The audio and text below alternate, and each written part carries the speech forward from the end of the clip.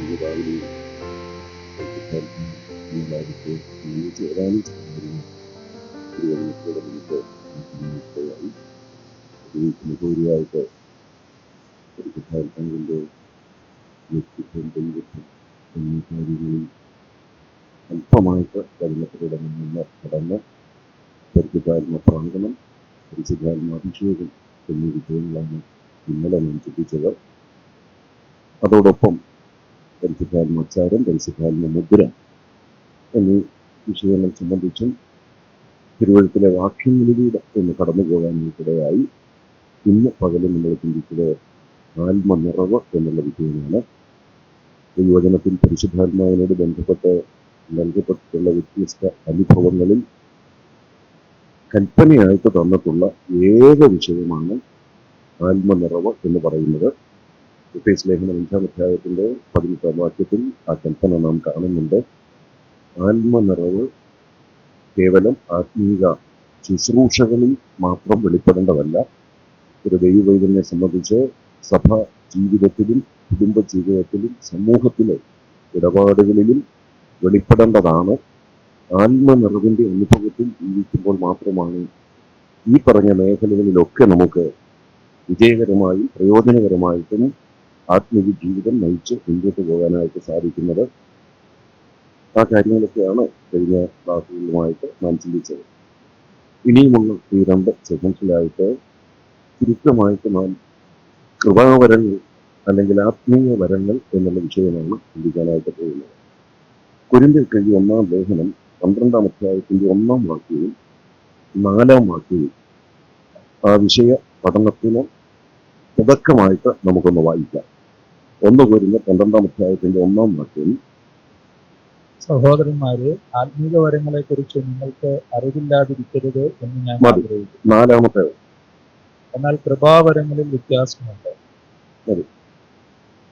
ദൈവം നമുക്ക് തന്നിട്ടുള്ള വരങ്ങളെ കുറിച്ച്, ദൈവസഭയ്ക്ക് നൽകപ്പെട്ടിട്ടുള്ള വരങ്ങളെ കുറിച്ച് ദൈവവചനത്തിൽ വളരെ വ്യക്തമായ നിർദ്ദേശങ്ങൾ തന്നിട്ടുണ്ട്. അതേതൊക്കെയാണ്, അതേതൊക്കെ നിലകളിലാണ് നമുക്ക് നൽകപ്പെട്ടിരിക്കുന്നത്, എങ്ങനെയൊക്കെയാണ് നാം അത് ഉപയോഗിക്കേണ്ടത്, എന്തിനു വേണ്ടിയാണ് അത് ഉപയോഗിക്കേണ്ടത് എന്നിങ്ങനെ കൃത്യമായ വ്യവസ്ഥകൾ ദൈവവചനത്തിൽ, പ്രത്യേകിച്ച് സഭയ്ക്കുള്ള ദൂതുകൾ നൽകപ്പെട്ടിട്ടുള്ള ലേഖനങ്ങളിലൂടെ നമുക്ക് എഴുതി നമ്മുടെ കരങ്ങളിൽ കിട്ടിയിട്ടുണ്ട്.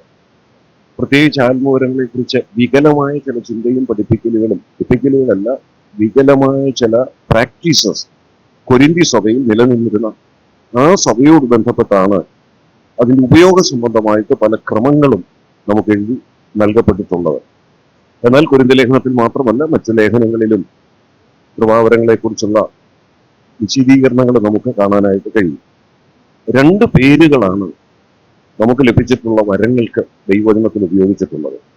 അതിലൊന്ന് നമ്മളിവിടെ വായിച്ച 1-ാം വാക്യത്തിലുണ്ട്, ആത്മീക വരങ്ങൾ. 2-ാമത്തേത് 4-ാം വാക്യത്തിലുണ്ട്, കൃപാവരങ്ങൾ. ഇത് രണ്ടും ഒന്ന് തന്നെയാണ്. 2 പേരുകൾ അതിന് വിശേഷിപ്പിച്ചിരിക്കുന്നു എന്നേ ഉള്ളൂ. ഇത് രണ്ടും ആ പേരുകൊണ്ട് തന്നെ നമുക്കൊരു കാര്യം മനസ്സിലാക്കാം. ആത്മീക വരങ്ങൾ എന്ന് പറയുമ്പോൾ ഇത് ആത്മാവുമായിട്ട് ബന്ധപ്പെട്ടതാണ്. കൃപാവരങ്ങൾ എന്ന് പറയുമ്പോൾ ദൈവകൃപയുമായിട്ട് ബന്ധപ്പെട്ടതാണ്. ഇങ്ങനെ ഈ വരങ്ങളെ നമ്മൾ ചിന്തിച്ചാൽ ഈ പേരുകൾ കൊണ്ട് ഈ കൃപാവരങ്ങൾ അല്ലെങ്കിൽ ആത്മീക വരങ്ങൾ എന്നുള്ളതിന് നമുക്കൊരു നിർവചനം കണ്ടെത്താം. നമുക്ക് ഓരോരുത്തർക്കും ലഭിച്ചിട്ടുള്ളതാണ് കൃപാവരങ്ങൾ. കൃപാവരങ്ങൾ ലഭിച്ചിട്ടില്ലാത്ത ഒരു വിശ്വാസി പോലും ദൈവസഭയിൽ ഇല്ല എന്നാണ് ലേഖനങ്ങളിലൂടെ നമുക്ക് മനസ്സിലാക്കാനായിട്ട് സാധിക്കുന്നത്. ഞാൻ അതുകൊണ്ടൊരു നിർവചനം, അത് ഇംഗ്ലീഷിലാണ് ഞാൻ നോട്ട് ചെയ്തിട്ടുള്ളത്, അതൊന്ന് വായിക്കാം. അതിന്റെ മലയാളം അതിനുശേഷം പറയാം. A spiritual gift is A supernatural ability given by God through the Holy Spirit to a believer at the time of his salvation for spiritual ministries. ഈ പേരുകളുടെയും മറ്റും അടിസ്ഥാനത്തിലാണ് ആ ഒരു നിർവചനം നമുക്ക് ഇങ്ങനെ പറയാനായിട്ട് സാധിക്കുന്നത്. ആത്മീക വരങ്ങൾ എന്ന് പറയുന്നത് ഒരു സൂപ്പർ നാച്ചുറൽ എബിലിറ്റിയാണ്. എന്ന് പറഞ്ഞാൽ സ്വാഭാവികമായി നമുക്ക് ജന്മനാ കിട്ടുന്ന ചില കഴിവുകൾ പോലെയല്ല. അതെന്തുകൊണ്ട് സൂപ്പർ നാച്ചുറൽ എബിലിറ്റി എന്ന് പറയാൻ കഴിയും എന്ന് നാം പിന്നാലെ നോക്കുന്നുണ്ട്. ഇത് ദൈവത്താൽ നൽകപ്പെടുന്നതാണ്, പരിശുദ്ധാത്മാവിലൂടെ നൽകപ്പെടുന്നതാണ്, വിശ്വാസികൾക്ക് മാത്രമുള്ളതാണ്, രക്ഷിക്കപ്പെടുന്ന നിമിഷം കിട്ടുന്നതാണ്, ആത്മീയ ശുശ്രൂഷകൾക്ക് വേണ്ടിയുള്ളതാണ്. ഇത്രയും കാര്യങ്ങൾ ഞാൻ പറഞ്ഞ ആ നിർവചനത്തിലുണ്ട്. ഒന്നുകൂടെ ഒന്ന് വായിക്കാം, നിങ്ങൾ ശ്രദ്ധിക്കുക. A spiritual gift is A super natural ability given by God through the Holy Spirit to a believer at the time of his salvation for spiritual ministries. അപ്പൊ ഞാൻ ഈ പറഞ്ഞ എല്ലാ ആശയങ്ങളും ആ നിർവചനത്തിലുണ്ട്. ഈ കൃപാവരങ്ങൾ ആരെ തന്നിരിക്കുന്നത്? ആത്മീയ വരങ്ങളെന്നും കൃപാവരങ്ങളെന്നുമുള്ള രണ്ട് പേരുകള് ഈ വരങ്ങളെ വിശേഷിപ്പിക്കാമെന്ന് നമ്മളിവിടെ കണ്ടു. ഇതാരാ തന്നിരിക്കുന്നത്? പ്രധാനമായിട്ട് 3 വേദഭാഗങ്ങൾ ഇതാരാ തന്നിരിക്കുന്നത് എന്ന് വെളിപ്പെടുന്നത് തിരുവെഴുത്തിലുണ്ട്. അതിലൊന്ന് കൊരിന്ത്യർക്ക് എഴുതിയ 1-ാം ലേഖനം 12-ാം അധ്യായത്തിന്റെ 11-ാമത്തെ വാക്യം. അതാണ് ഏറ്റവും പ്രധാനപ്പെട്ട വാക്യം. കൃപാവരങ്ങളുടെ വിഭജനത്തെ സംബന്ധിച്ച് പറയുന്ന ഏറ്റവും പ്രധാനപ്പെട്ട വാക്യം കൊരിന്ത്യർക്ക് എഴുതിയ 1-ാം ലേഖനം 12-ാം അധ്യായത്തിന്റെ 11-ാം വാക്യമാണ്. എന്നാൽ ഇത് എല്ലാം പ്രവർത്തിക്കുന്നത് താൻ ഇച്ഛിക്കും പോലെ അവനവന് അതത് വരം പകുത്തു കൊടുക്കുന്ന ഒരേ ആത്മാവ് തന്നെ. താൻ ഇച്ഛിക്കും പോലെ അവനവന് വരങ്ങളെ പകുത്തു കൊടുക്കുന്ന ആത്മാവ് താൻ ഇച്ഛിക്കും പോലെ എന്ന് പറയാൻ അതിന്റെ അർത്ഥം എന്താ? ആർക്കൊക്കെ ഏതൊക്കെ വരങ്ങൾ കൊടുക്കണമെന്നുള്ളത് ആരുടെ ഇച്ഛയാണ്? ആത്മാവിന്റെ ഇച്ഛയാണ്. അങ്ങനല്ലേ നമ്മളവിടെ വായിക്കുന്നത്? ആത്മാവ് താൻ ഇച്ഛിക്കും പോലെ. അപ്പൊ എനിക്ക് ഏത് വരമോ തരണ്ടെന്നുള്ളത് ആരാ തീരുമാനിച്ചത്? പരിശുദ്ധാത്മാവ്. നിങ്ങൾക്ക് ഓരോരുത്തർക്കും ഏത് വരമാ തരേണ്ടതെന്നുള്ളത് ആരാ തീരുമാനിച്ചത്? അത് പരിശുദ്ധാത്മാവ്. എന്ന് പറഞ്ഞാൽ ദൈവസഭയിലെ ആത്മീക ശുശ്രൂഷകൾക്ക് വേണ്ടി തന്നിട്ടുള്ള വരങ്ങൾ, അത് ഓരോരുത്തർക്കും ഏതൊക്കെയാണ് നൽകേണ്ടതെന്നുള്ളത് ആ വാക്യം വളരെ വ്യക്തമായിട്ട് പറയുന്നു. അതിന്റെ മുകളിൽ 10 വരെയുള്ള വാക്യങ്ങളിൽ ചില കൃപാവരങ്ങളുടെ ഒരു പട്ടിക പറഞ്ഞിട്ടാണ് പറയുന്നത്. ഇതെല്ലാം തരുന്നത് ആത്മാവ് താൻ ഇച്ഛിക്കും പോലെ. ആ ഒരു പ്രയോഗം നിങ്ങളൊന്ന് ശ്രദ്ധിച്ചേ. ആത്മാവ് താൻ ഇച്ഛിക്കും പോലെ എന്ന് പറഞ്ഞാൽ ആത്മാവിന് ഇച്ഛിക്കാനുള്ള കഴിവ് ഉണ്ട്, അല്ലെ? അങ്ങനല്ലേ ആ വാക്യം പറയുന്നേ? എന്ന് പറഞ്ഞാൽ ആത്മാവിന് സ്വയം ആർക്കേതാ കൊടുക്കേണ്ടതെന്ന് ആഗ്രഹിക്കാനും അതനുസരിച്ച് പ്രവർത്തിക്കാനുമുള്ള കഴിവുണ്ട്. അതും പരിശുദ്ധാത്മാവ് ഒരു വ്യക്തിയാണെന്നുള്ളതിന്റെ ഒരു തെളിവാണ്. വ്യക്തിത്വം ഉള്ളത് കൊണ്ടാണ് സ്വന്തം ഇച്ഛയുള്ളത്, സ്വന്തം ആഗ്രഹങ്ങളുള്ളത്, ആ ഇച്ഛയ്ക്കനുസരിച്ച് പ്രവർത്തിക്കാനായിട്ട് കഴിയുന്നത്. അപ്പോൾ ആ വാക്യം 1 കൊരിന്ത്യർ 12:11 പറയുന്നു, പരിശുദ്ധാത്മാവ് ആണ് താൻ ഇച്ഛിക്കും പോലെ കൃപാവരങ്ങൾ പകുത്തു കൊടുക്കുന്നത്. റോമാലേഖനം 12-ാം അധ്യായത്തിന്റെ 3-ാം വാക്യം ഒന്ന് വായിക്കാമോ? റോമാലേഖനം 12-ാം അധ്യായത്തിന്റെ 3-ാം വാക്യം. അവിടെയും ചില കൃപാവരങ്ങളെ കുറിച്ച് പറഞ്ഞിട്ടുണ്ട്. ഭാവിക്കേണ്ടതിന് മീതെ ഭാവിച്ചുയരാതെ ദൈവം അവനവന് വിശ്വാസത്തിന്റെ അളവ് പങ്കിട്ടതുപോലെ സുബോധമാകും വണ്ണം ഭാവിക്കണമെന്ന് ഞാൻ എനിക്ക് ലഭിച്ച കൃപയാൽ നിങ്ങളിൽ ഓരോരുത്തരോടും പറയുന്നു. പിന്നെ താഴോട്ട് വരുമ്പോൾ ചില കൃപാവരങ്ങളെ കുറിച്ചാണ് പറയുന്നത്. താഴോട്ടുള്ള വാക്യങ്ങള് 10, 11, 12 വരെയുള്ള വാക്യങ്ങൾ വായിച്ചാൽ ചില കൃപാവരങ്ങളെ കുറിച്ച് അവിടെ പറയുന്നുണ്ട്. അത് പറയുമ്പോൾ അതിന്റെ തുടക്കത്തിൽ തന്നെ പറയുകയാണ്, ഭാവിക്കേണ്ടതിന് മീതെ ഭാവിച്ചുയരാതെ ദൈവം അവനവന് വിശ്വാസത്തിന്റെ അളവ് പങ്കിട്ടതുപോലെ. അപ്പൊ ആരാ ഈ വിശ്വാസത്തിന്റെ അളവ് അനുസരിച്ച് ഈ കൃപാവരങ്ങൾ പങ്കിട്ട് കൊടുത്തിരിക്കുന്നത്? ആരാണെന്ന് ആ വാക്യം പറയുന്നത്? ദൈവം. 12-ാം അധ്യായം തുടങ്ങുന്നത്, സഹോദരന്മാരെ ഞാൻ ദൈവത്തിന്റെ മനസ്സിൽ ഓർപ്പിച്ച് നിങ്ങളെ പ്രബോധിപ്പിക്കുന്നത്. അപ്പൊ അവിടെ ദൈവം എന്ന് ഉപയോഗിച്ചിരിക്കുന്നത് പിതാവാം ദൈവത്തെ. അപ്പൊ ആരാ കൃപാവരം തന്നിരിക്കുന്നത്? വിശ്വാസത്തിന്റെ അളവിനനുസരിച്ച് പകുത്തു തന്നിരിക്കുന്നത് ആരാ? കൊരിന്ത്യലേഖനത്തിലൂടെ നമ്മൾ കണ്ടു പരിശുദ്ധാത്മാവ്. ഇവിടെ റോമാലേഖനം 12-ാം അധ്യായത്തിലൂടെ നമ്മൾ കണ്ടു ആരാ വിശ്വാസത്തിന്റെ അളവ് പങ്കിട്ട് വരുന്നത്? പിതാവായ ദൈവം. ഇനി വേറൊരു വാക്യം, എഫേസ് ലേഖനം 4-ാം അധ്യായത്തിന്റെ 7-ഉം 11-ഉം വാക്യങ്ങൾ. എഫേസ് ലേഖനം 4-ാം അധ്യായം 7-ഉം 11-ഉം വാക്യങ്ങൾ. എന്നാൽ നമ്മിൽ ഓരോരുത്തന് ക്രിസ്തുവിന്റെ ദാനത്തിന്റെ അളവിനൊത്തവണ്ണം കൃപ ലഭിച്ചിരിക്കുന്നു. ലഭിച്ച കൃപകൾ ഏതൊക്കെയാണെന്ന് 11-ാം വാക്യത്തിൽ പറയുന്നുണ്ട്. അവൻ ചിലരെ അപ്പോസ്തലന്മാരായും ചിലരെ പ്രവാചകന്മാരായും ചിലരെ സുവിശേഷകന്മാരായും ചിലരെ ഇടയന്മാരായും ഉപദേഷ്ടാക്കന്മാരായും നിയമിച്ചു. അപ്പം ദൈവസഭയ്ക്ക് ദൈവം ചില കൃപാവരങ്ങൾ കൊടുത്തിരിക്കുക. അത് ചില വ്യക്തികളാണ്. അതാരാ കൊടുത്തിരിക്കുന്നതെന്ന് അതിന്റെ 7-ാം വാക്യത്തിൽ പറയുന്നു. എന്നാൽ നമ്മിൽ ഓരോരുത്തന് ക്രിസ്തുവിന്റെ ദാനത്തിന്റെ അളവിനൊത്തവണ്ണം കൃപ ലഭിച്ചിരിക്കുന്നു. അപ്പൊ ആരാ ഈ ദാനം തന്നിരിക്കുന്നത്? ഇവിടെ നമ്മൾ കൃപാവരം എന്ന് പറയുമ്പോൾ അല്ലെ ആത്മീക വരം എന്ന് പറയുമ്പോൾ ഇംഗ്ലീഷിൽ നമ്മൾ വായിച്ചാൽ ആ വരം എന്നുള്ളതിന് ഉപയോഗിച്ചിരിക്കുന്ന വാക്ക് ഗിഫ്റ്റ് എന്ന, സ്പിരിച്വൽ ഗിഫ്റ്റ്, ആ വാക്കാണ് ഇവിടെ ഉപയോഗിച്ചിരിക്കുന്നത്.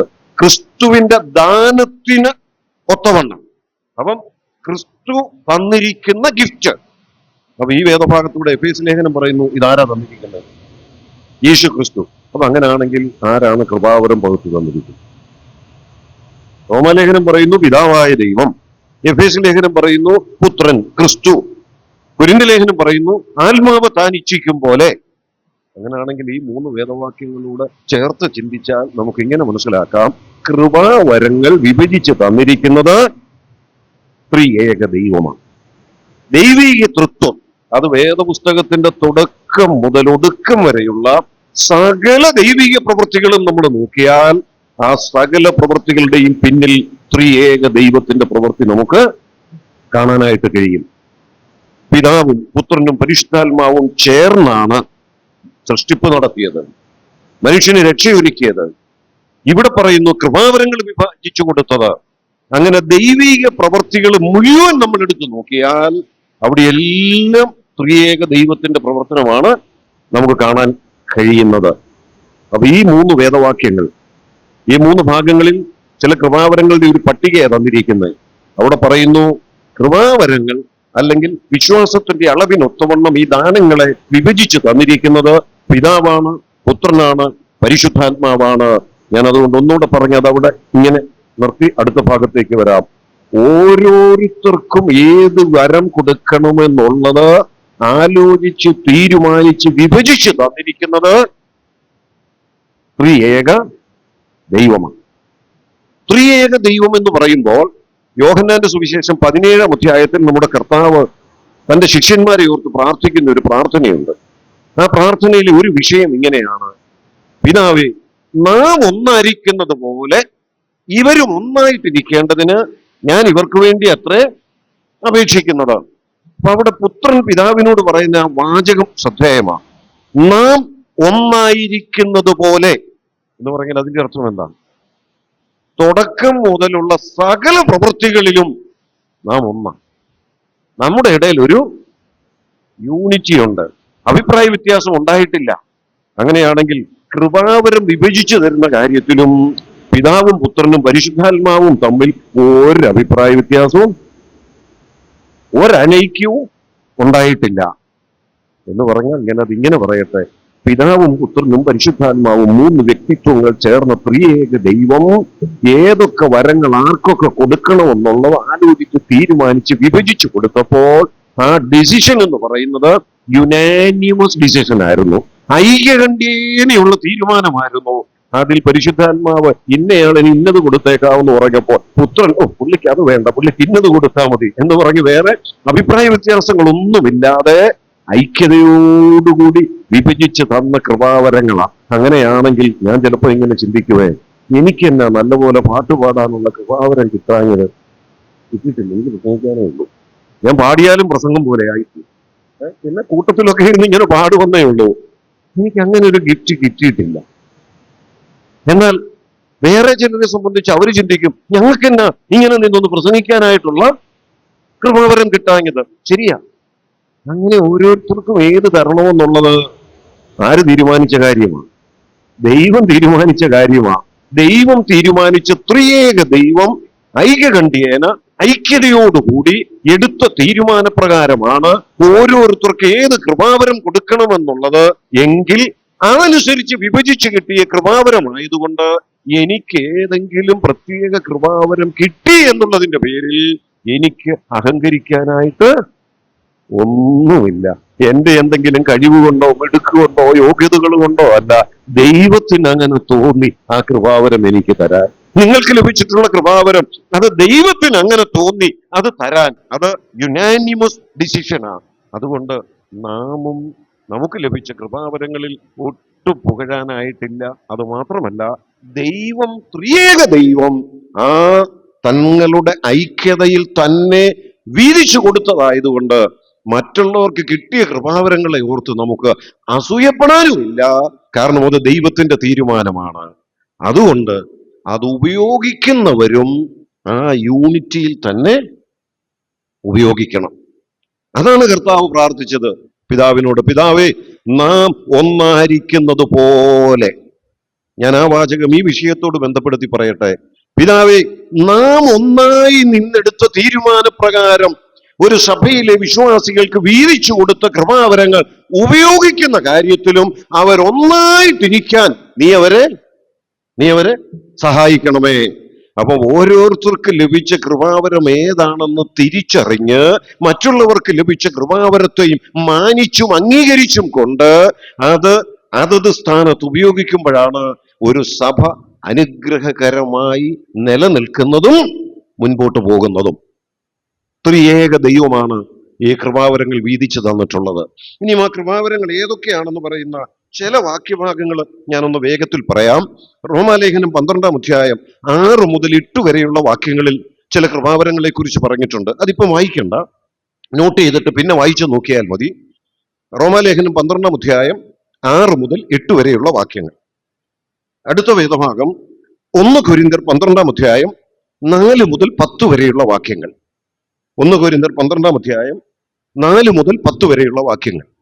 മൂന്നാമത്തെ വേദവാക്യം എഫേസ്യ ലേഖനം 4-ാം അധ്യായം 11-ാമത്തെ വാക്യം. എഫേസ്യർ 4:11. നാലാമത് ഒരു വേദവാക്യം കൂടെ പത്രോസ് എഴുതിയ ലേഖനത്തിൽ നിന്ന് 1 പത്രോസ് 4-ാം അധ്യായം 9 മുതൽ 11 വരെയുള്ള വാക്യങ്ങൾ. 1 പത്രോസ് 4-ാം അധ്യായം 9 മുതൽ 11 വരെയുള്ള വാക്യങ്ങൾ. ഈ 4 വേദവാക്യങ്ങൾ എടുത്താൽ നമുക്ക് നൽകപ്പെട്ടിട്ടുള്ള കൃപാവരങ്ങളുടെ ഒരു പട്ടിക നമുക്ക് കാണാനായിട്ട് കഴിയും. ആ പട്ടിക ഈ 4 വേദവാക്യങ്ങൾ എടുത്ത് നിങ്ങൾ പിന്നീടൊന്ന് വായിച്ചു നോക്കുക. എന്നിട്ട് നിങ്ങൾക്ക് ഞാനൊരു അസൈൻമെന്റ് തരിക. ഈ 4 ഭാഗത്തൂടെ എത്ര കൃപാവരങ്ങളെ കുറിച്ച് പറഞ്ഞിട്ടുണ്ടെന്നൊന്ന് കണ്ടുപിടിക്കുക. അസൈൻമെന്റ് എഴുതിക്കൊണ്ട് തരാനോ പിന്നീട് പറയാൻ വേണ്ടിയല്ല, നിങ്ങൾ തന്നെ ഒന്ന് കണ്ടുപിടിച്ചോളുക എത്ര എണ്ണം ഉണ്ടെന്ന്. ഒരു പക്ഷെ ആ കാര്യത്തിൽ പോലും നിങ്ങൾക്കൊരു യൂണിറ്റിയിൽ എത്താൻ പറ്റുമെന്ന് എനിക്ക് തോന്നുന്നില്ല. ചിലർ പറയും 18 എന്ന് പറയും എണ്ണി വരുമ്പോൾ, ചിലർ 19 എന്ന് പറയും, ചിലത് 20 എന്ന് പറയും, ചിലത് 21 എന്ന് പറയും. കാരണം ഇതിൽ ചിലത് അടുത്ത ഭാഗത്തുനിന്ന് ആവർത്തിച്ചു വന്നിട്ടുണ്ട്, ചിലത് വേറെ ഒരു പേരിലായിരിക്കും ആവർത്തിച്ചു വന്നിരിക്കുന്നത്. അതുകൊണ്ട് നമ്മൾ ഇത്രയും പേരിരുന്ന് ഈ 4 വേദവാക്യങ്ങളിലൂടെ കൃത്യമെണ്ണം പറയാൻ പറഞ്ഞാൽ 18, 19, 20, 21 ഒക്കെ ആയിട്ട് മാറി മാറിയായിരിക്കും പറയുന്നത്.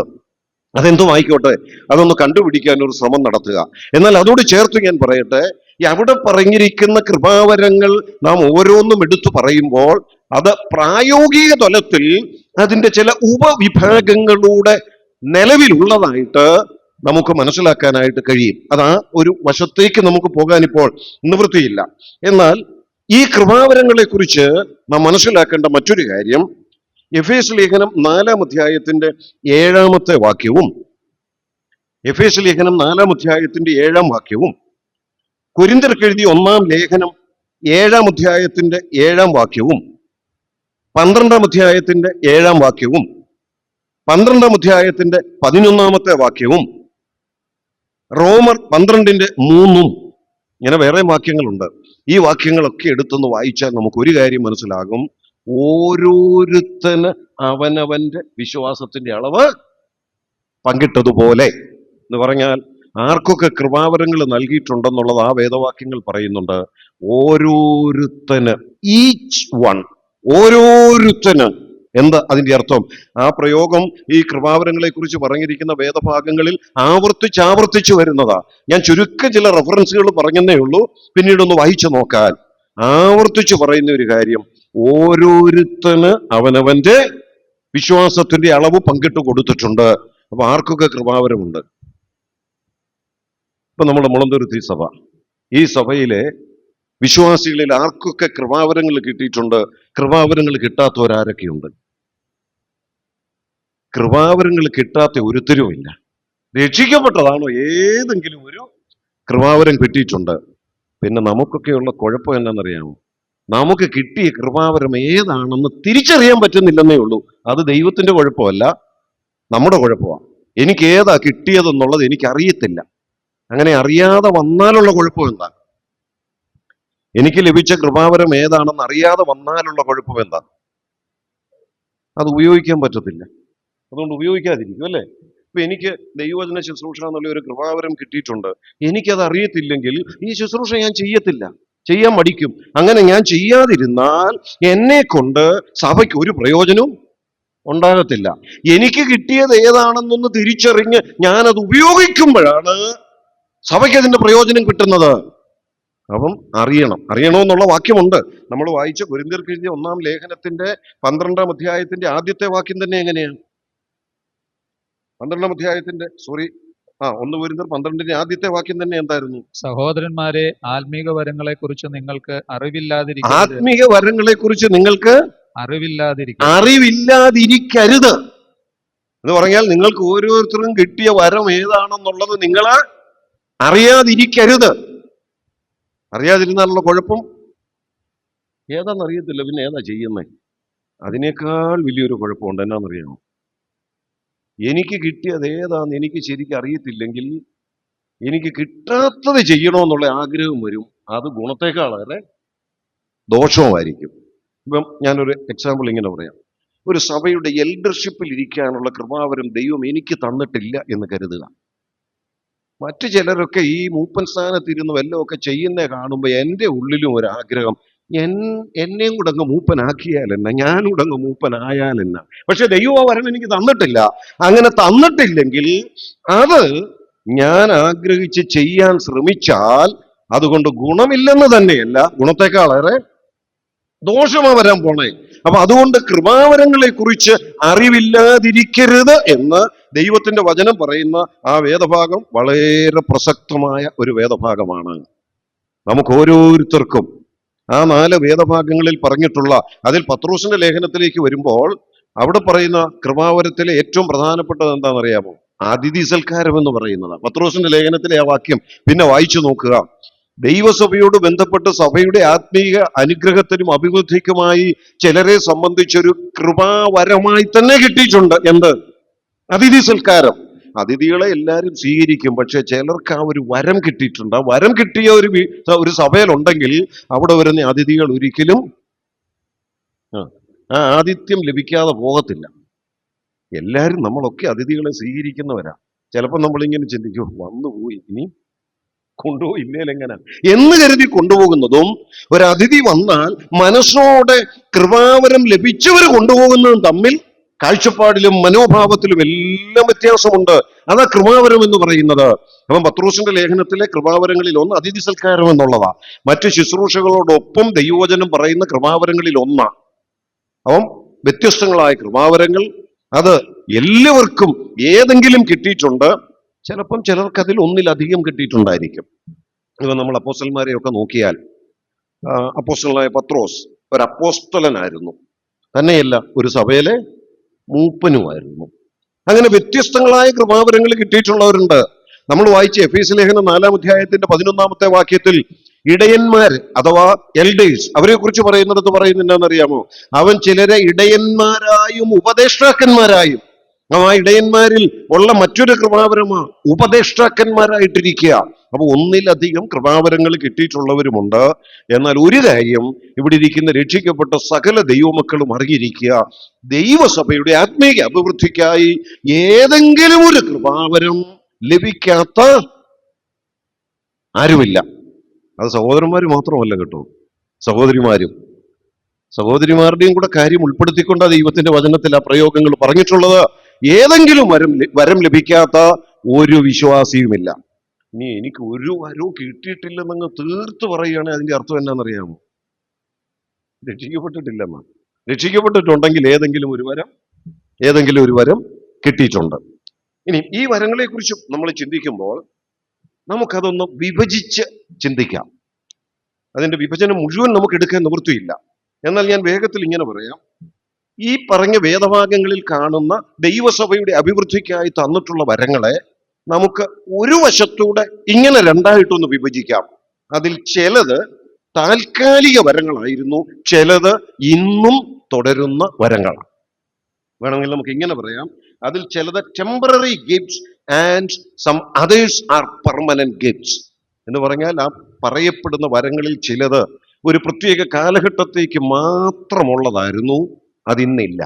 എന്നാൽ മറ്റു വരങ്ങൾ ഇന്നും തുടരുന്നവ, ദൈവസഭ ഉള്ളിടത്തോളം കാലം തുടരുന്ന വരങ്ങളാണ്. ഈ ടെമ്പററി ഗിഫ്റ്റ്സ് എന്ന് പറയുന്ന വരങ്ങൾ, താൽക്കാലിക വരങ്ങൾ ഏതൊക്കെയായിരുന്നു എന്നൊന്ന് പറയാമോ?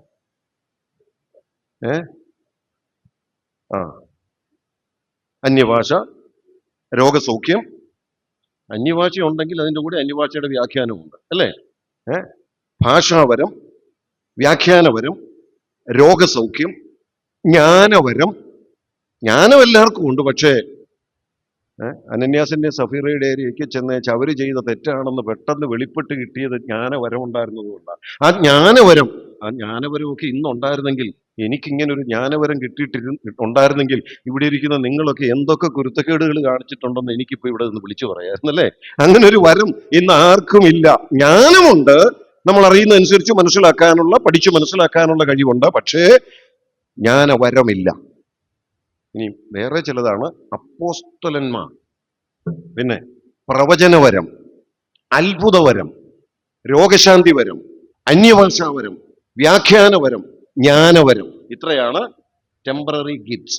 അല്ലെങ്കിൽ വേറൊരു നിലയിൽ ഞാൻ ഇങ്ങനെ പറയാം, അപ്പോസ്തലന്മാരും പ്രവാചകന്മാരും പിന്നെ അത്ഭുത സ്വഭാവമുള്ള വരങ്ങൾ, അത്ഭുത സ്വഭാവമുള്ള വരങ്ങൾ എന്ന് നമുക്ക് ഭാഷാവരത്തെ പറയാം. കാരണം പഠിച്ചിട്ടില്ലാത്ത വരങ്ങൾ ഭാഷകളിൽ സംസാരിക്കാൻ കഴിയുക, അതൊരു അത്ഭുത സ്വഭാവമാണ്. ഒന്നും പഠിച്ചിട്ടില്ല, പക്ഷേ ഒരാൾ അന്യഭാഷ പറയുമ്പോൾ അതിന്റെ വ്യാഖ്യാനം ഭാഷ പറഞ്ഞു കൊടുക്കാൻ പറ്റുക, അതൊരു അത്ഭുതമാണ്. രോഗശാന്തി, അതൊരു അത്ഭുതമാണ്. ഇതൊക്കെ ഉണ്ടായിരുന്ന ഒരു കാലമുണ്ട്, പക്ഷേ ഇന്ന് അത് ആ നിലയിൽ തുടരുന്നില്ല. അപ്പൊ അപ്പോസ്തലത്വം എന്ന് പറയുന്നതും പ്രവാചകന്മാരെന്ന് പറയുന്നതും പിന്നീട് അത്ഭുത സ്വഭാവമുള്ളതുമായ വരങ്ങളൊക്കെ ഏത് ഗണത്തിൽപ്പെട്ട വരങ്ങളാണ്? താൽക്കാലിക വരങ്ങളാണ്. ഇനി ഇത് താൽക്കാലികം എന്ന് പറയുമ്പോൾ എന്താ അതിന്റെ കാരണങ്ങളെന്നും അതെന്തിനാ തന്നിരുന്നതെന്നും ഒക്കെ ഇതിൽ ഓരോന്നും എടുത്ത് വിശദമായിട്ട് പഠിക്കേണ്ടതാ. ഓരോന്നും എടുത്ത് നമ്മൾ പഠിക്കാൻ പോയാൽ അത് തന്നെ ഏതാണ്ട് അരമണിക്കൂർ വെച്ച് ഓരോന്നും വിശദമായിട്ട് പഠിച്ചാലേ അത് അതിന്റെ പൂർണ്ണതയിൽ നമുക്ക് പഠിക്കാൻ പറ്റൂ. പക്ഷെ അതിൽ ഒന്ന് മാത്രം നമ്മുടെ അടുത്ത ബ്രേക്കിന് ശേഷമുള്ള സമയത്ത് ഭാഷാപരം, അന്യഭാഷ എന്ന് പറയുന്ന വിഷയത്തെക്കുറിച്ച് മാത്രം നമുക്ക് അല്പമായിട്ടൊന്ന് നോക്കാം. അതോട് ബന്ധപ്പെട്ട് മറ്റു വിഷയങ്ങൾ പിന്നീട് ഒരു പഠനത്തിന് വിട്ടുതരികയാണ്. ഇപ്പം താൽക്കാലിക വരങ്ങൾ എന്ന് പറയുന്നത് ഇതാ. എന്നാൽ ബാക്കി ആ 4 വേദഭാഗങ്ങളിൽ കാണുന്ന വരങ്ങളൊക്കെ 1-ാം നൂറ്റാണ്ട് കൊണ്ട് തീർന്നിട്ടില്ല, ദൈവവചനത്തിന്റെ പൂർത്തീകരണത്തോടെ തീർന്നിട്ടില്ല. അത് ഇന്നും തുടരുന്ന വരങ്ങളാണ്, ഇന്നും സ്ഥലം സഭയിൽ ഉപയോഗിക്കപ്പെടേണ്ട വരങ്ങളാണ്. ഇനി ഈ വരങ്ങളെ വേറൊരു നിലയിലും നമുക്കിങ്ങനെ രണ്ടായിട്ട് വിഭജിക്കാം. ഇതിൽ ചിലത് സ്വാഭാവികമായ ചില വരങ്ങളും ചിലത് അസ്വാഭാവികമായ എന്ന് പറഞ്ഞാൽ ചില അത്ഭുത സ്വഭാവമുള്ളതുമായ വരങ്ങളാണ്. അത് ഏതൊക്കെയാണെന്നും ഞാൻ സൂചിപ്പിച്ചല്ലോ, അതുകൊണ്ട് ആവർത്തിക്കുന്നില്ല.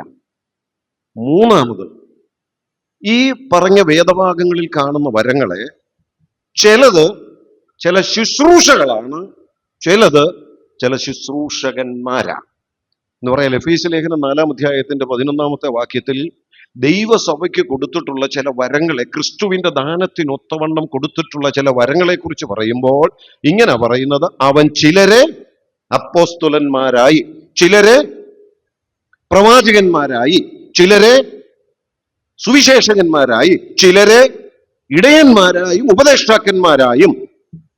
അപ്പൊ ഈ പറയപ്പെടുന്ന കൂട്ടരുണ്ടല്ലോ, ദൈവസഭയ്ക്ക് നൽകപ്പെട്ടിട്ടുള്ള ചില വരങ്ങളാണ്, ആ വ്യക്തികൾ, ആ ശുശ്രൂഷകന്മാർ. എന്നാൽ ഈ ശുശ്രൂഷകന്മാർക്ക് ലഭിച്ചിട്ടുള്ള വരങ്ങൾ ശുശ്രൂഷകളുമാണ്. നിങ്ങൾക്ക് ആ വ്യത്യാസം മനസ്സിലായെന്ന് ഞാൻ കരുതുന്നു. ഇവരെയൊക്കെ ദൈവം സഭയ്ക്ക് നൽകിയിട്ടുള്ള ചില വരങ്ങൾ തന്നെയാണ്. ആ വ്യക്തികളെ സംബന്ധിച്ച് അവർക്ക് ലഭിച്ചിട്ടുള്ള ശുശ്രൂഷകൾ അവർക്ക് ലഭിച്ചിട്ടുള്ള വരങ്ങളുമാണ്. ഇനിയും ഈ വരങ്ങളോടുള്ള ബന്ധത്തിൽ നമ്മൾ അറിയേണ്ട ഒരു 4 കാര്യം വേഗത്തിൽ ഞാനൊന്ന് സൂചിപ്പിക്കാം. ഒന്ന്, കൊരിന്ത്യർക്ക് എഴുതിയ 1-ാം ലേഖനം 12-ാം അധ്യായത്തിന്റെ 1-ാം വാക്യത്തിൽ നിന്ന് തന്നെയാണ്. ആത്മീയ വരങ്ങളെ കുറിച്ച് നിങ്ങൾ അറിയാതിരിക്കരുത് എന്ന് പറഞ്ഞാൽ, ഇന്നിന്ന ആത്മീയ വരങ്ങളൊക്കെ ഉണ്ട്, ഇന്ന വേദഭാഗത്തൊക്കെയാ പറയുന്നത്, അത് നമ്മൾ എണ്ണി നോക്കിയാൽ ഒരു 10, 18, 19, 20 എണ്ണം കാണും എന്നറിയണമെന്നല്ല പറയുന്നത്. പിന്നെ അവിടെ ഉദ്ദേശിക്കുന്നത് എന്നാണെന്നറിയാമോ? എനിക്ക് കിട്ടിയിട്ടുള്ളത് ഏതാണെന്നുള്ളത് ഞാൻ അറിയാതിരിക്കരുത്. അതറിയണം, അത് തിരിച്ചറിയണം. ഇനി 1 കൊരിന്ത്യർ 14 അധ്യായത്തിന്റെ 12 വാക്യം. 1 കൊരിന്ത്യർ 14:12. ആത്മവരങ്ങളെ കുറിച്ച് വാഞ്ചയുള്ളവരാകിയാൽ സഭയുടെ ആത്മീക വർധനയ്ക്കായി സഫലന്മാരാകുക മതി. പരിശ്രമിക്കും. ആത്മീയ വരങ്ങളെ കുറിച്ച് വാഞ്ചയുള്ളവരാകുക എന്ന് പറഞ്ഞാൽ ആത്മീയ വരങ്ങൾ ആഗ്രഹിക്കുക, desire for the spiritual gifts. അപ്പൊ നമുക്ക് അത് ചെയ്യുന്നതിന് കുഴപ്പമില്ല, ആഗ്രഹിക്കാം. പക്ഷെ തരുന്നത് നമ്മുടെ ആഗ്രഹത്തിനനുസരിച്ചല്ലെന്ന് ഓർത്തോണം, അല്ലെ? വേറെ ചില ശുശ്രൂഷകൾ ചെയ്യുമ്പോൾ എനിക്കത് ആഗ്രഹിക്കുന്നതിന് കുഴപ്പമില്ല, പക്ഷേ ദൈവം എനിക്കത് തന്നിട്ടുണ്ടോ എന്നുള്ളത് ഉറപ്പുവരുത്തിയാണ് അത് ഉപയോഗിക്കേണ്ടത്. അത് തരുന്നത് ആരുടെ ആഗ്രഹപ്രകാരമാണ്, ആരുടെ ഇച്ഛയ്ക്കനുസരിച്ചുമാണ്. പരിശുദ്ധാത്മാവ് ദാനിച്ഛിക്കും പോലെ. പക്ഷെ എനിക്ക് ആഗ്രഹിക്കുന്നതിന് കുഴപ്പമില്ല. നമ്മൾ ഈ എൽഡർഷിപ്പിനെ കുറിച്ച് വായിക്കുന്നിടത്തും ഇങ്ങനെ തന്നെ ലേഖനത്തിൽ വായിക്കുന്നുണ്ട്, ഒരുവൻ അധ്യക്ഷ സ്ഥാനം കാക്ഷിക്കുന്നുവെങ്കിൽ. അപ്പൊ അത് കാക്ഷിക്കുന്നതുകൊണ്ട് കുഴപ്പമില്ല, അതൊരു നല്ല വേലയാണ്, അതുകൊണ്ട് കാക്ഷിക്കാം. പക്ഷേ അത് ആരുടെ ഇഷ്ടത്തിനനുസരിച്ചേ തരുവുള്ളൂ. ഞാൻ ആഗ്രഹിച്ചെന്ന് കരുതി എനിക്ക് തരണമെന്നില്ല. അത് ആഗ്രഹിക്കുന്നതിന് കുഴപ്പമില്ല, കാരണം നല്ല വേലയാണല്ലോ, അത് ലഭിച്ചാൽ ഉപയോഗിക്കാം, അതുകൊണ്ട് എനിക്ക് പ്രയോജനപ്പെടുത്താം എന്നുള്ള ആഗ്രഹം എനിക്കുണ്ടാകുന്നതിൽ തെറ്റില്ല. പക്ഷേ ആ ആഗ്രഹത്തിന്റെ പേരിലല്ല ചെയ്യേണ്ടത്, ദൈവം അത് തന്നിട്ടുണ്ടോ ഇല്ലയോ എന്നുള്ളതിന്റെ അടിസ്ഥാനത്തിലാണ്. ഇനി മൂന്നാമത്തേത് 1 തിമോത്തിയോസ് 4:14. 1 തിമോത്തിയോസ് 4:14. മൂപ്പന്മാരുടെ കൈവപ്പോടുകൂടെ പ്രവചനത്താൽ നിനക്ക് ലഭിച്ചതായി നിന്നിലുള്ള കൃപാവരം ഉപേക്ഷയായി വിചാരിക്കാതെ. മതി. അവിടെ കൃപാവരം ഉപേക്ഷയായി വിചാരിക്കരുത്. പ്രത്യേകം ശ്രദ്ധിക്കുക, ലഭിച്ചിട്ടുള്ള കൃപാവരത്തെ നിങ്ങൾ ഉപേക്ഷയായി വിചാരിക്കരുത്. അതൊരു വലിയ നിർദ്ദേശമാകട്ടോ. ലഭിച്ചിട്ടുള്ള കൃപാവരം അറിയാതിരിക്കരുത്. 2, കൃപാവരങ്ങൾക്ക് വേണ്ടി ആഗ്രഹിച്ച് പ്രാർത്ഥിക്കാം. 3, ഇപ്പൊ നമ്മൾ വായിച്ച ആ നിർദ്ദേശം, ലഭിച്ച കൃപാവരം ഉപേക്ഷയായി വിചാരിക്കരുത് എന്ന് പറഞ്ഞാൽ അതിന്റെ അർത്ഥം എന്താ? എനിക്കൊരു പ്രത്യേക ശുശ്രൂഷ ദൈവസഭയോടുള്ള ബന്ധത്തിൽ ദൈവം തന്നിട്ടുണ്ട്, പക്ഷേ ഞാൻ ഒന്നും ചെയ്യുന്നില്ല, ഞാൻ വെറുതെ അവരൊക്കെ ചെയ്തോട്ട് എന്നുള്ള മനോഭാവത്തോടുകൂടി ആ ശുശ്രൂഷയെ നിസാരമായി കണ്ട് ഉപേക്ഷയായി വിചാരിച്ച് സഭയുടെ ആത്മീക വർധനവിന് വേണ്ടി ഞാൻ ഒരു കാര്യത്തിലും ഏർപ്പെടുന്നില്ലെങ്കിൽ, ഞാൻ ഒന്നും ചെയ്യുന്നില്ലെങ്കിൽ, അതിന് പറയുന്ന പേരാ ഉപേക്ഷയായി വിചാരിക്കുക. ദൈവത്തിന്റെ വചനം വളരെ വ്യക്തമായിട്ട് പറയുന്നു, നിങ്ങൾക്ക് ലഭിച്ചിട്ടുള്ള കൃപാവരങ്ങളെ നിങ്ങൾ ഉപേക്ഷയായി വിചാരിക്കരുത്. പലപ്പോഴും പറ്റുന്ന ഒരു അബദ്ധമാണ്. നമ്മൾ ചിന്തിക്കും, അവരൊക്കെ ചെയ്തോട്ട്, പക്ഷെ നിങ്ങൾക്ക് കിട്ടിയത് എന്ത് ചെയ്യും? നിങ്ങൾക്ക് കിട്ടിയ വരം എന്ത് ചെയ്യും? അത് പ്രയോജനപ്പെടുത്തുന്നില്ല. ആ പ്രയോജനപ്പെടുത്താത്തതിനെ പറയുന്ന പേരാണ് ഇവിടെ പറയുന്നത് ഉപേക്ഷയായി വിചാരിക്കുക, നിസാരമായി വിചാരിക്കുക. പ്രിയപ്പെട്ടവരെ പറയട്ടെ, ദൈവം വില കൊടുത്തു വാങ്ങിയ തൻ്റെ സഭയുടെ ആത്മീയ വർധനവിനു വേണ്ടി ത്രിയേക ദൈവം പ്രത്യേകമായി നിങ്ങൾക്ക് തന്നിട്ടുള്ള കൃപാവരമാണ്. അത് നിങ്ങൾ ആ മൂല്യം മനസ്സിലാക്കി ഉപയോഗിക്കുന്നില്ലെങ്കിൽ അത് ദൈവസന്നിധിയിൽ വളരെ ഗൗരവമുള്ള ഒരു വിഷയമാണ്, ദൈവസന്നിധിയിൽ കണക്ക് കൊടുക്കേണ്ടി വരുന്ന ഒരു വിഷയമാണ്.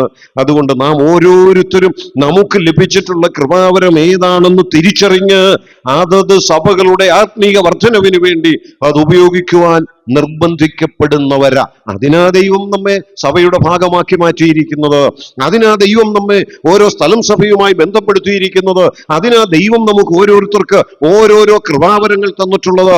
ഞാൻ ചോദിക്കട്ടെ, ഒരു ശരീരത്തിന്റെ അവയവങ്ങൾ ഓരോ അവയവത്തിന്റെയും ജോലി വ്യത്യസ്തമായിരിക്കുന്നത് പോലെ ഒരു സ്ഥലം സഭ എന്ന ശരീരത്തിന്റെ ഓരോ അവയവങ്ങൾക്കും ഓരോ വ്യക്തികൾക്കും വ്യത്യസ്തങ്ങളായ ജോലികളും ശുശ്രൂഷകളും തന്നിരിക്കുമ്പോൾ ആ അവയവങ്ങൾ ഓരോന്നും അതതിന്റെ ജോലി ചെയ്യുമ്പോഴാണ് ആ ശരീരം നല്ല നിലയിൽ പ്രവർത്തിക്കുന്നത്. ചില അവയവങ്ങൾ പ്രവർത്തിക്കുന്നുണ്ട്, എന്നാൽ മറ്റുള്ള അവയവങ്ങൾ അതിനോട് ചേരുകയില്ല.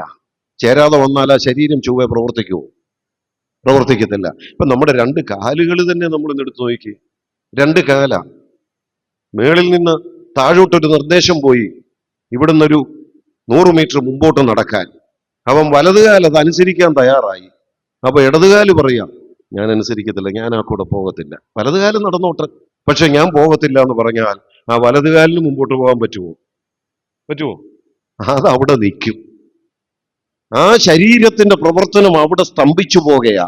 ഇത് തന്നെയാ ദൈവം സ്ഥലം സഭയോട് ബന്ധപ്പെട്ട് ഓരോരോ അവയവങ്ങൾ ഇവിടെ ഇരിക്കുന്ന ഓരോ വിശ്വാസിയും ഓരോരോ അവയവങ്ങൾക്കും ഓരോ നിർദ്ദേശങ്ങളും ശുശ്രൂഷകളും തന്നിരിക്കുമ്പോൾ ആ ശുശ്രൂഷകൾ ഓരോ അവയവങ്ങളും ഒന്നിനോടൊന്ന് ചേർന്ന് നിന്നുകൊണ്ട് ലഭിച്ച ശുശ്രൂഷകൾ ചെയ്യുമ്പോഴാണ് ആ ശരീരം സ്മൂത്തായി പ്രവർത്തിച്ചു മുൻപോട്ട് പോകുന്നത്, ആ ശരീരം വിജയകരമായി മുൻപോട്ട് പോകുന്നത്.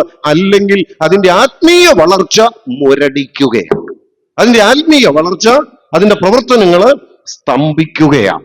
ഞാൻ ഒരു കാര്യം പറയട്ടെ, എനിക്ക് ലഭിച്ച കൃപാവരം വേണ്ടതുപോലെ ഉപയോഗിക്കാത്തതിന്റെ ഫലമായി ഞാൻ ഉൾപ്പെട്ടു നിൽക്കുന്ന സ്ഥലം സഭയുടെ ആത്മീയ വളർച്ച മുരടിച്ചാൽ അതിന്റെ കണക്ക് കൊടുക്കേണ്ടി വരുന്നത് ഞാനാണ്.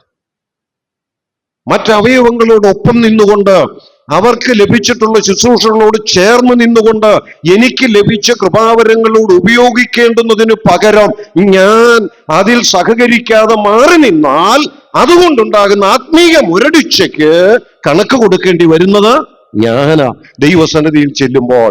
അതുകൊണ്ടാണ് ദൈവത്തിന്റെ വചനം പറയുന്നത്, ലഭിച്ച കൃപാവരങ്ങളെ ഉപേക്ഷയായി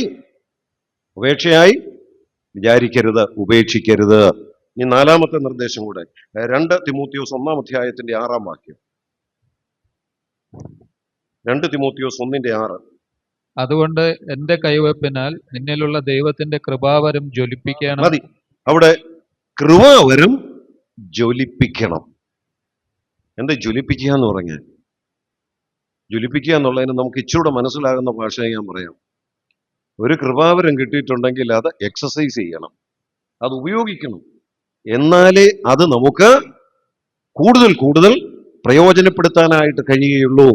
അത് ലഭിച്ച കൃപാവരത്തോട് ബന്ധപ്പെട്ട അത്യാവശ്യമായ കാര്യമാണ്. അത് ഉപയോഗിക്കാതിരുന്നാൽ അതുകൊണ്ട് ആർക്കും ഒരു പ്രയോജനവും ഉണ്ടാകത്തില്ല. അത് കൃപാവരമെന്നല്ല, നമുക്കൊക്കെ ചിലപ്പം കൊച്ചിലെ ലഭിച്ചിട്ടുള്ള കഴിവുകൾ തക്ക സമയത്ത് വേണ്ട നിലയിൽ ഉപയോഗിക്കാതിരുന്നത് കൊണ്ട് ഇന്നും നമുക്കത് തിരിച്ചറിയാൻ പറ്റാതെ പോയിട്ടുണ്ട്. നമുക്കൊക്കെയുള്ള ചില കഴിവുകൾ അതെന്തുകൊണ്ടാണ്? ജ്വലിപ്പിക്കാൻ അവസരം കിട്ടിയിട്ടില്ല.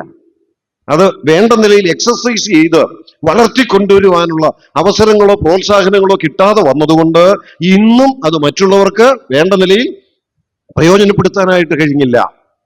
ഞാൻ 1-ാം ക്ലാസ്സിലൊക്കെ ചേരുന്നതിന് മുമ്പ് നേഴ്സറി ക്ലാസ്സിൽ ഞങ്ങളുടെ അടുത്തൊരു ചെറിയ നേഴ്സറി, അവിടെ ഒരു ടീച്ചർ കുറച്ച് കുട്ടികളെ കൂട്ടി ഇങ്ങനെ പഠിപ്പിക്കുന്ന ആ സമയത്ത് എന്നെ അവിടെ പറഞ്ഞു വിട്ടു. പിന്നെ പറഞ്ഞു കേട്ടിട്ടുള്ള പേരൻസ്, എൻ്റെ ഓർമ്മയിൽ അതില്ല, ആ കാലത്തെ സംഭവമാണ്. അപ്പൊ ആ നേഴ്സറി സ്കൂളിന്റെ ഒരു വാർഷികം അവിടെ നടന്നു. അപ്പൊ ഞങ്ങളുടെ ആ സ്ഥലത്ത് അങ്ങനെ ഒരു നേഴ്സറി എന്ന് പറയുന്നത് ഒരു വലിയ സംഭവമായിരുന്നു. ഇന്നത്തെ പോലൊന്നും അല്ല, അതൊരു വലിയ സംഭവം. അവിടെ ഇങ്ങനെ ഒരു നേഴ്സറി സ്കൂൾ നടക്കുന്നു എന്നുള്ളത് ഒരു കൊച്ചു ഗ്രാമമാണ്. അപ്പൊ അത് വാർഷികം, അവിടെയുള്ള പ്രമാണിമാരായ ആളുകളൊക്കെ കൂടി വലിയ വിപുലമായ തോതിലാണ് ആദ്യത്തെ വാർഷികം അവിടെ നടത്തിയത്. അപ്പൊ ആ വാർഷികം നടന്ന സമയത്ത് ആ ടീച്ചറും ചിലരൊക്കെ വന്ന് വീട്ടിൽ ചെന്ന് എൻ്റെ അമ്മയോടൊക്കെ ചെന്ന് പറഞ്ഞു, ഒരു പ്രസംഗം ഒന്ന് പഠിപ്പിച്ച് സജീവിനെ കൊണ്ട് അവിടെ ഒന്ന് പ്രസംഗിപ്പിക്കണം. എന്നോട് പറഞ്ഞാൽ എനിക്കറിയത്തില്ല, പക്ഷെ അമ്മയോടൊക്കെ പറഞ്ഞു. അമ്മ വേറെ ആരാണ്ടോടൊക്കെ പറഞ്ഞ് ഒരു വിഷയം, അന്ന് സാൽവേഷൻ, ബൈബിളിലെ വിഷയം തന്നെയാണ് സാൽവേഷൻ, രക്ഷ എന്ന് പറഞ്ഞ ഒരു വിഷയം, ഒരു പേജ് നമ്മുടെ ഒരു സഹോദരനെ കൊണ്ട് എഴുതി മേടിച്ച് അമ്മ ചില ദിവസങ്ങൾ ഇരുത്തി എന്നെ പഠിപ്പിച്ച് ആ വാർഷികത്തിന് ഞാനത് പ്രസംഗിച്ചു. 3 വയസ്സെങ്ങാണ്ടേ ഉള്ളൂ, സ്കൂളിൽ പോലും പോയ പ്രായമായിട്ടില്ല. ഞാൻ അന്നവിടെ പ്രസംഗിച്ച് കഴിഞ്ഞ് ഞാൻ പിന്നെയും വളർന്നു കഴിഞ്ഞും അവിടെ ഉണ്ടായിരുന്ന ചില വ്യക്തികൾ എന്നോട് പറഞ്ഞിട്ടുണ്ട്, അന്ന് അത് കേട്ടപ്പോഴേ ഞങ്ങൾ കുറിച്ചു ഇവനൊരു പ്രസംഗകനാകുന്നു. അത് കേട്ടപ്പോഴേ ഞങ്ങൾ അന്ന് അഭിപ്രായം പറഞ്ഞതാണ്. എന്ന് പറഞ്ഞാൽ അന്ന് തന്നെ എന്നിലുള്ള കഴിവ് മനസ്സിലാക്കാൻ ഒരവസരം ഉണ്ടായി. അതിനൊരവസരം അവിടെ കിട്ടിയപ്പോൾ അതവിടെ ഉപയോഗിക്കാനായിട്ട് സാധിച്ചപ്പോൾ പിന്നീട് സ്കൂളിലെ ഓരോ വളർച്ചയുടെ സമയങ്ങളിലും ഇങ്ങനെയുള്ള അവസരങ്ങൾ ഉണ്ടാവുകയും ഈ വേദികൾ പല നിലകളിൽ ഉപയോഗിക്കുകയും ചെയ്തു വന്ന് പിന്നൊരു കാലഘട്ടം വന്നപ്പോൾ അല്പം വഴിതെറ്റിപ്പോയെന്നേ ഉള്ളൂ, പ്രസംഗം രാഷ്ട്രീയ ലൈനിലേക്കായി പോയി. എന്നാൽ വീണ്ടും ദൈവം തിരിച്ചെന്നെ കൊണ്ടുവന്ന് ഈ ശുശ്രൂഷ രംഗത്ത് തന്നെ ഈ കൃപാവരം ഉപയോഗിക്കുന്നതിനുള്ള അവസരങ്ങൾ തന്നാണ് കഴിഞ്ഞ നാളുകളിൽ പോയതും ഈ നില വരെ ഇപ്പം എത്തിയതും. ജ്വലിപ്പിക്കണം, കിട്ടുന്ന അവസരങ്ങൾ പ്രയോജനപ്പെടുത്തണം. അതിന് പറയുന്ന സാധാരണ ഉപയോഗിക്കുന്ന പേരാണ് എക്സസൈസ് ചെയ്യണം, അല്ലേ? അഭ്യസിപ്പിക്കുക. ഓക്കെ, 4 കാര്യങ്ങളാണ് കൃപാവരങ്ങളോട് ബന്ധപ്പെട്ട് നമ്മളിപ്പം കണ്ടത്. ഒന്ന്, ലഭിച്ച കൃപാവരം അറിയാതിരിക്കരുത്. കൃപാവരങ്ങൾ വാഞ്ചിക്കാം. കൃപാവരങ്ങൾ ഉപേക്ഷയായിട്ട് വിചാരിക്കരുത്. കൃപാവരങ്ങളെ ജ്വലിപ്പിക്കണം. ദൈവമക്കളെ, ഞാൻ പറയട്ടെ, നമുക്ക് ലഭിച്ച കൃപാവരങ്ങൾ നമ്മൾ ആ നിലയിൽ തിരിച്ചറിഞ്ഞ് സ്ഥലം സഭയുടെ ആത്മീയ അഭിവൃദ്ധിക്ക് വേണ്ടി ഉപയോഗിക്കുന്നവരാണോ? എന്തിനാ ദൈവം ഈ കൃപാവരം തന്നിട്ടുള്ളത്? 2 പ്രധാനപ്പെട്ട ലക്ഷ്യമുണ്ട്. ഒന്ന് പത്രോസ് 4-ാം അധ്യായത്തിന്റെ 11-ാം വാക്യം ഒന്ന് വായിക്കാമോ? 1 പത്രോസ് 4:11.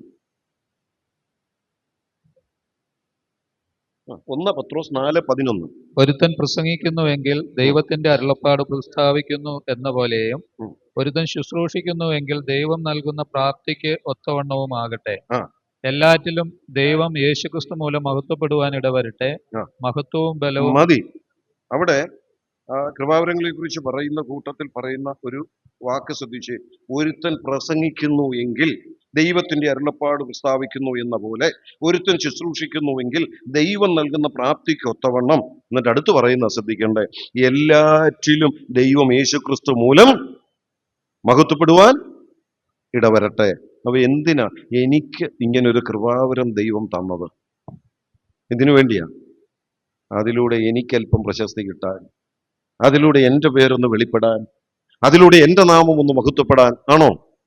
അല്ല.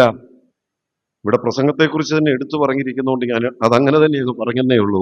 ഒരുത്തൻ പ്രസംഗിക്കുന്നെങ്കിൽ, ഒരുത്തൻ വേറൊരു ശുശ്രൂഷ ചെയ്യുന്നെങ്കിൽ, ഓരോ കൃപാവരങ്ങളും ലഭിച്ചിട്ടുള്ളവര് അതത് സഭയുടെ ആത്മീക വർധനവിന് വേണ്ടി ചെയ്യുമ്പോൾ, ദൈവസഭയുടെ ആത്മീക വർധനവിന് വേണ്ടി ചെയ്യുമ്പോൾ അതിന്റെ പ്രധാന ഉദ്ദേശം, ലക്ഷ്യം, ദൈവം അത് തന്നതിന്റെ പിന്നിലെ ദൈവത്തിന്റെ പദ്ധതി എന്ന് പറയുന്നത് യേശുക്രിസ്തു മൂലം ദൈവം അതിലൂടെ മഹത്വപ്പെടാൻ ഇടവരണം. ഞാനതിങ്ങനെ പറയട്ടെ, ദൈവനാമം മഹത്വപ്പെടാനാ. അവൻ ലഭിച്ച കൃപാവരങ്ങൾ ഉപയോഗിക്കുന്നില്ലെങ്കിൽ അതിലൂടെ നമുക്ക് ദൈവത്തിന്റെ നാമത്തിന് കൊടുക്കേണ്ട മഹത്വം കൊടുക്കാൻ കഴിയാതെ പോവുകയാണ്. ഓരോരുത്തർക്കും ലഭിച്ച കൃപാവരങ്ങൾ ഉപയോഗിക്കുക വഴി ദൈവനാമം മഹത്വപ്പെടണം. രണ്ടാമത് മറ്റൊരു ലക്ഷ്യം, 1 കൊരിന്ത്യർ 12-ാം അധ്യായത്തിന്റെ 7-ാം വാക്യം ഒന്ന് വായിച്ചു. 1 കൊരിന്ത്യർ 12:7. എന്നാൽ ഓരോരുത്തന് ആത്മാവിന്റെ പ്രകാശനം പൊതുപ്രയോജനത്തിനായി നൽകപ്പെടുന്നു. അതൊന്ന് ശ്രദ്ധിച്ചോണം. ആത്മാവിന്റെ പ്രകാശനം എന്തിനാ തന്നിരിക്കുന്നത്? പൊതുപ്രയോജനത്തിന്. 14:12. അവണ്ണം നിങ്ങളും ആത്മവരങ്ങളെ കുറിച്ച് വാഞ്ചയുള്ളവരാകയാൽ സഭയുടെ ആത്മീക വർധനവിന് 26. 1 കൊരിന്ത്യർ 14:26. ആകയാൽ എന്ത് സഹോദരന്മാരെ, നിങ്ങൾ കൂടി വരുമ്പോൾ ഓരോരുത്തരും സങ്കീർത്തനമുണ്ട്, ഉപദേശമുണ്ട്, വെളിപ്പാടുണ്ട്, അന്യഭാഷയുണ്ട്, വ്യാഖ്യാനമുണ്ട്, സകലവും ആത്മീക വർധനയ്ക്കായി ഉതകട്ടെ. മതി. ഈ 2-3 വേദഭാഗങ്ങളിലൂടെ എന്താ മനസ്സിലായേ? എന്തിനാ വ്യത്യസ്തങ്ങളായ കൃപാവരങ്ങൾ തന്നിട്ടുള്ള? അവിടെയൊക്കെ ചില കൃപാവരങ്ങളെ കുറിച്ച് പറഞ്ഞിട്ടുണ്ട്, അല്ലേ? എന്തിനാ ഇത് തന്നിരിക്കുന്നത്? ഈ 2 വേദഭാഗങ്ങളോട് ചേർത്ത് ഞാൻ ഒരാശയമായിട്ട് പറയാ. ഒന്ന്, അത് പൊതുപ്രയോജനത്തിന്. അടുത്തത് സഭയുടെ ആത്മീക വർധനവിന്. നമുക്ക് വേണമെങ്കിൽ ഇത് മൂന്നായിട്ട് ചിന്തിക്കാം. 1, ദൈവനാമം മഹത്വപ്പെടാൻ. 2, പൊതുപ്രയോജനത്തിന്. 3, ഇത് സഭയുടെ ആത്മീക വർധനവിന്. ദൈവനാമം മഹത്വപ്പെടുക, അത് പരമലക്ഷ്യം. പൊതുപ്രയോജനം എന്ന് പറഞ്ഞാൽ ദൈവവചനം പ്രസംഗിക്കാനും മറ്റുമുള്ള കൃപാവരം തന്നിട്ടുണ്ടെങ്കിൽ അതുകൊണ്ട് പൊതുവിനും പ്രയോജനം ഉണ്ടാകണം. സുവിശേഷം പ്രസംഗിക്കണം പൊതുവിൽ, ജനത്തിന് അതുകൊണ്ട് സുവിശേഷം കേൾക്കാൻ, അറിയാൻ, കർത്താവിനെ കണ്ടെത്താൻ മുഖാന്തരമായി തീരണം. പൊതുപ്രയോജനം ഉണ്ടാകണം. 3, സഭയുടെ ആത്മീക വർധനവിന്. അപ്പൊ നമുക്ക് ഓരോരുത്തർക്കും തന്നിരിക്കുന്ന വ്യത്യസ്തങ്ങളായ കൃപാവരങ്ങൾ ഓരോന്നും, അത് പ്രസംഗം മാത്രമല്ല, വിവിധങ്ങളായ ശുശ്രൂഷകളുണ്ട്. അതാ വേദഭാഗങ്ങളിൽ പറഞ്ഞിട്ടുള്ളത് പിന്നീട് നിങ്ങൾ കണ്ടുപിടിച്ചു കൊള്ളുക. അത് ഓരോന്നും തന്നിരിക്കുന്നത് ദൈവനാമത്തിന്റെ മഹത്വത്തിനും, ഓരോന്നും തന്നിരിക്കുന്നത് പൊതുപ്രയോജനത്തിനും, ഓരോന്നും തന്നിരിക്കുന്നത് സഭയുടെ ആത്മീക വർധനവിനും വേണ്ടിയാണ്. ഇനി ഈ കൃപാവരം എന്ന് പറയുമ്പോൾ പെട്ടെന്ന് മനസ്സിൽ വരാൻ സാധ്യതയുള്ള ഒരു ചിന്ത, നമുക്കെല്ലാവർക്കും ചില പ്രത്യേക കഴിവുകൾ ജനിച്ചപ്പോഴേ കിട്ടിയിട്ടുണ്ട്, ജന്മന കിട്ടിയിട്ടുണ്ട്, അല്ലേ? അതിന് പറയുന്ന പേരെന്താണെന്നറിയാമോ? താലന്ത്, കൃപാവരമല്ല, താലന്ത് എന്നാ പറയുന്നത്. നമ്മളത് ഇംഗ്ലീഷാണ് കുറച്ചുകൂടെ ശരി, ടാലൻസ്. അത് താലന്തെന്ന് മലയാളത്തിൽ അങ്ങനെ പറയും. ചില ടാലൻസ് കിട്ടിയിട്ടുണ്ട്, ചിലപ്പം പാടാനായിരിക്കാം, പ്രസംഗിക്കാനായിരിക്കാം, ജന്മനാ കിട്ടിയിട്ടുണ്ട്. എന്നാൽ കൃപാവരം എന്ന് പറയുന്നത് ജന്മനാ കിട്ടുന്നതല്ല, പക്ഷെ ജനിക്കുമ്പോൾ കിട്ടുന്നതാ. അത് ഏത് ജനനത്തെങ്കിലാണെന്നറിയാമോ? വീണ്ടും ജനനത്തിന്റെ സമയത്ത് സഭയുടെ ആത്മീയ വർദ്ധനവിന് വേണ്ടി കിട്ടുന്നതാ. ഇത് രണ്ടും ദൈവമാണ് തരുന്നത്. എനിക്ക് ജന്മന ചില കഴിവുകൾ കിട്ടിയിട്ടുണ്ടെങ്കിൽ അതും ദൈവം തന്നെ തരുന്നതാ. പക്ഷെ അതിന് ചില മീഡിയംസ് ഉണ്ട്. ഏതാ? ട്രഡീഷൻ. ഒന്നുകിൽ കുടുംബത്തിൽ വേറെ ആർക്കെങ്കിലും കാണും, എന്നെ ഗ്രാൻഡ് പേരൻസിന് കാണും. എന്നാൽ കൃപാവരം എന്ന് പറയുന്നത് ദൈവം നേരിട്ട് തരുന്നതാ. എന്നാൽ അതിന്റെ വിശദമായ പഠനത്തിൽ നമുക്ക് ഇങ്ങനെ മനസ്സിലാക്കാം, ചിലരെ സംബന്ധിച്ച് അവർക്ക് ലഭിച്ചിട്ടുള്ള ഇൻബോൺ ടാലൻസ് തന്നെ രക്ഷിക്കപ്പെടുന്ന നിമിഷം ദൈവം കൃപാവരമായി കൺവേർട്ട് ചെയ്ത് കൊടുക്കും. അത് നമുക്ക് തിരുവഴുത്തിലൂടെ മനസ്സിലാക്കാൻ കഴിയുന്ന കാര്യമാണ്. പൗലോസിനെയും മറ്റും എന്നേ വിളിച്ച് വേർതിരിച്ചതാ. പക്ഷേ എപ്പോഴാ ദൈവം വിളിച്ച ശുശ്രൂഷ ഏൽപ്പിച്ചത്? രക്ഷിക്കപ്പെട്ട സമയത്ത്, അല്ലേ? ആ ദമസ്കോസിന്റെ പടിവാതിൽക്ക് വെച്ച് പൗലോസിന്റെ സാക്ഷ്യങ്ങളൊക്കെ ലേഖനങ്ങളിലൂടെ വായിച്ചാൽ നമുക്കറിയാം. പഴയ നിയമത്തിലുമുണ്ട് സമാനമായ ഒരു കഥാപാത്രം, ഈ യെരമ്യാ പ്രവാചകൻ. ഇതുപോലെ തന്നെ ശൗലിനോട് സമാനമായ പല അനുഭവങ്ങളുമുള്ള ഒരു ദൈവദാസനായിട്ട് യെരമ്യാ പ്രവാചകനെ പഴയ നിയമത്തിൽ നമുക്ക് കാണാം. ഞാനത് അങ്ങനെ മറ്റു വഴികളിലേക്ക് പോകാതെ വിഷയത്തിൽ നിന്ന് തന്നെ പറയട്ടെ. ചിലപ്പോൾ നമുക്ക് ലഭിച്ചിട്ടുള്ള ചില ടാലൻസ് രക്ഷിക്കപ്പെടുന്ന സമയത്ത് ദൈവം കൃപാവരമായി കൺവേർട്ട് ചെയ്തു തരും. അങ്ങനെ വരുമ്പോൾ അത് പിന്നീട് ദൈവം കൃപാവരമായി നമ്മിലൂടെ ഉപയോഗിച്ച് അത് പൊതുപ്രയോജനത്തിനും ആത്മീക വർധനവിനും കാരണമാക്കി തീർക്കും. എന്നാൽ ഒരു കാര്യം നാം പ്രത്യേകം ശ്രദ്ധിക്കേണ്ടത്, കേവലം ലഭിച്ചിട്ടുള്ള ടാലൻസിന്റെ അടിസ്ഥാനത്തിൽ മാത്രമായിരിക്കരുത് നാം ആത്മീക ശുശ്രൂഷകൾ ചെയ്യേണ്ടത്. അത് നാം മനസ്സിലാക്കണം. ഇത് കൃപാവരമായി ദൈവം എനിക്ക് അംഗീകരിച്ച് തന്നിട്ടുണ്ടോ? അതറിയാനുള്ള മാർഗമൊക്കെ പലതുണ്ട് കേട്ടോ. എങ്ങനെയാണ് എനിക്കൊരു കൃപാവരം ലഭിച്ചിട്ടുണ്ടോ എന്ന് എനിക്കറിയാൻ പറ്റുന്നത്? ഞാൻ മുമ്പേ പറഞ്ഞതിൽ ഇങ്ങനെ ഭാഗികമായിട്ട് സൂചിപ്പിച്ചു പോയി. ഞാനത് ഇങ്ങനെ വേഗത്തിൽ പറയാം. എനിക്ക് ഏതാ കൃപാവരം ലഭിച്ചിട്ടുണ്ടെന്നത് അറിയാൻ പ്രത്യേകം ചില മാർഗങ്ങൾ അക്കമിട്ട് ബൈബിളിൽ എവിടെയും പറഞ്ഞിട്ടില്ല.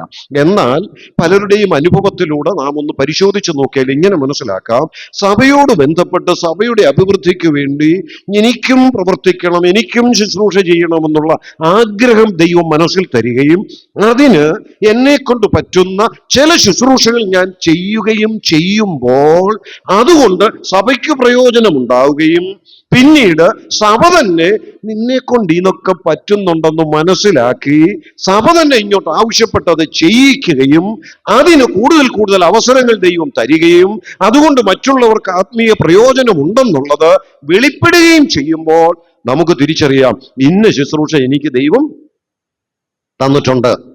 ഇതൊക്കെ വിശദമായിട്ട് അതിന്റെ പ്രായോഗിക വശം ദൃഷ്ടാന്തങ്ങളിലൂടെ ഒക്കെ നമ്മൾ ചിന്തിക്കേണ്ടതാണ്. പക്ഷെ അതിനൊന്നും സമയമില്ലാത്തത് കൊണ്ട് ഞാൻ വേഗത്തിൽ ഇങ്ങനെ പറഞ്ഞതേ ഉള്ളൂ. നമുക്ക് ദൈവസഭയുടെ അഭിവൃദ്ധിക്ക് വേണ്ടി ചെയ്യാൻ എന്താ പറ്റുന്നതെന്നുള്ള ചിന്ത നമ്മുടെ മനസ്സിൽ തരുന്നത് ദൈവമാണ്.